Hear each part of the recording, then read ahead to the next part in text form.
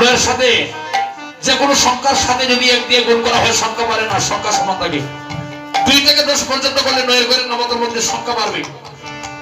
2 থেকে 10 পর্যন্ত গুণ করলে যে সংখ্যা হবে, দুটি সংখ্যা দ্বারা যোগ করলে পুনরায় আবার 9 হবে। গুরুদেব বলছে আমাকে ভালো করে বুঝাই বলো, আমি বুঝতে পারছি না। বলছে স্যার আপনি শুনুন, আমি বলে যাচ্ছি। নয়ের ঘরের নামতা বলছে আর হরি বলে দিচ্ছে 9 একে 9, আমার হরি ছাড়া 9, 9 দুগুণে 18, 1 10 7 18,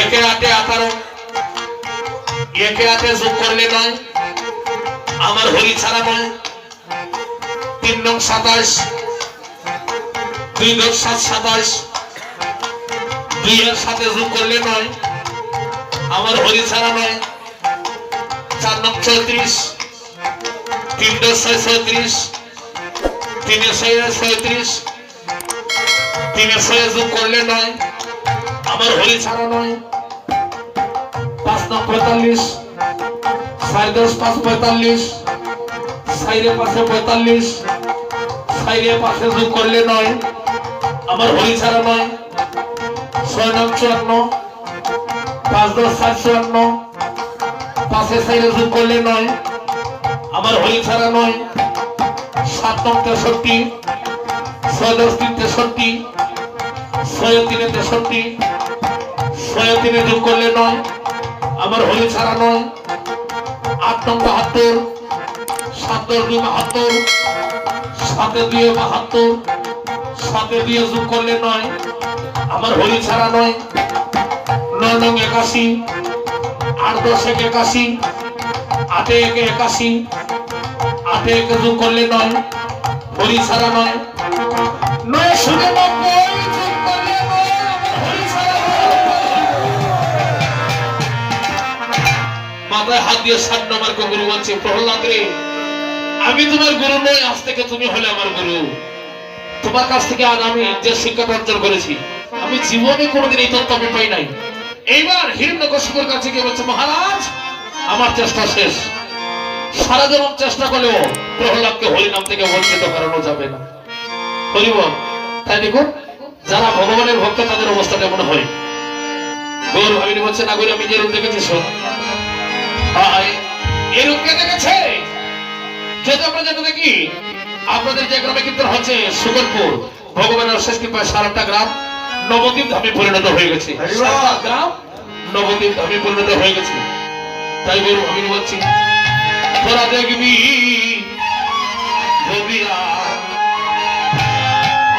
নবনাগরী অব সুন্দর গৌরা